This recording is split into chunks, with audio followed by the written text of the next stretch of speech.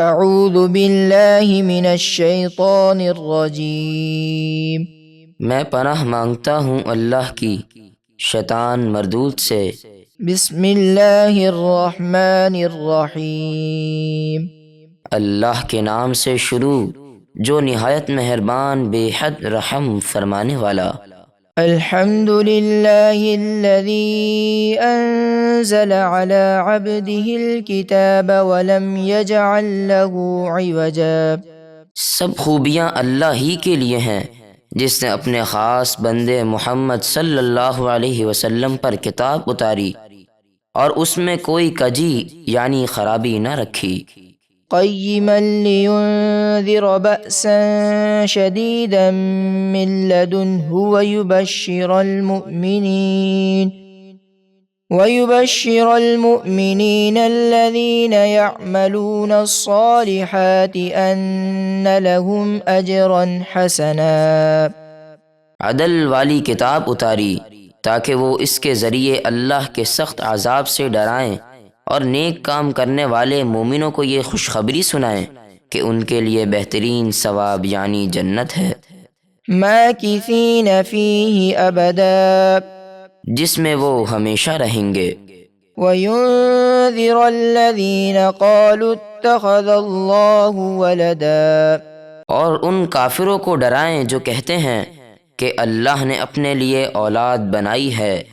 ما لهم به من علم ولا لآبائهم كبرت كلمة تخرج من أفواههم إن يقولون إلا كذبا۔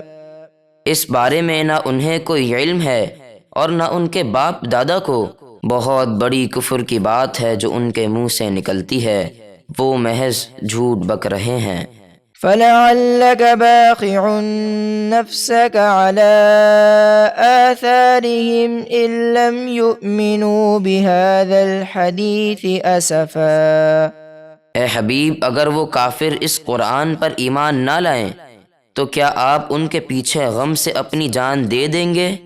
إِنَّا جَعَلْنَا مَا عَلَى الْأَرْضِ زِينَةً لَهَا لِنَبْلُوَهُمْ أَيُّهُمْ أَحْسَنُ عَمَلًا۔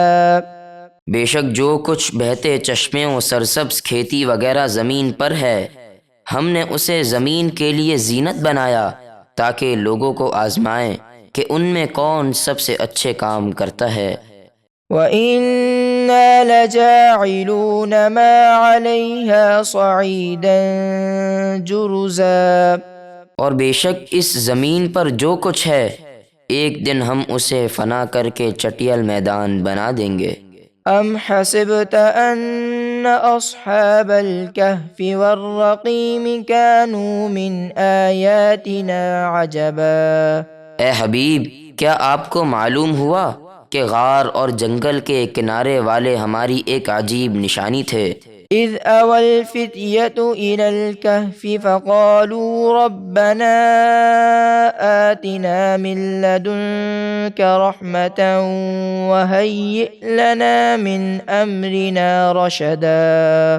جب ان جوانوں نے ایمان بچانے کے لیے غار میں پناہ لی، پھر عرض کی، اے ہمارے رب، ہمیں اپنے پاس سے رحمت عطا فرما اور ہمارے کام میں ہمارے لیے کامیابی کے اسباب مہیا فرما۔ فَضَرَبْنَا عَلَىٰ آذَانِهِمْ فِي الْكَهْفِ سِنِينَ عَدَدًا، تو ہم نے انہیں غار میں گنتی کے کئی سال گہری نیند سلا دیا۔ ثُمَّ بَعَثْنَاهُمْ لِنَعْلَمَ أَيُّ الْحِزْبَيْنِ أَحْصَىٰ لِمَا لَبِثُوا أَمَدًا۔ پھر ہم نے انہیں جگایا تاکہ دیکھیں کہ اصحاب کہف کے دو گروہوں میں کون اپنے ٹھہرنے کی مدت زیادہ ٹھیک بتاتا ہے۔